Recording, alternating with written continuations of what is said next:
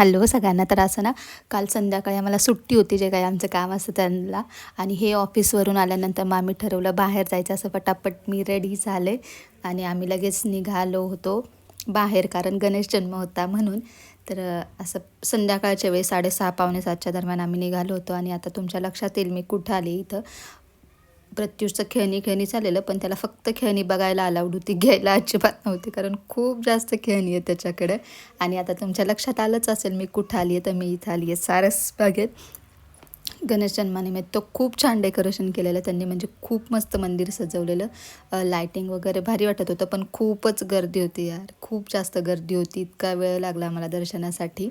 आणि मग लाईनमध्ये थांबून असं दर्शन घेतलं. मी पुढे आले होते. प्रत्युष आणि प्रत्युषचे पप्पा असे गर्दीतून बाहेर निघत होते. थोड्या वेळ मंदिरात बसलं, कारण मग मंदिरात बसल्यानंतर असं मस्त छान रिलॅक्स वाटतं, शांत एकदम. आणि इथं एक क्यूटचं बाळ प्रत्युष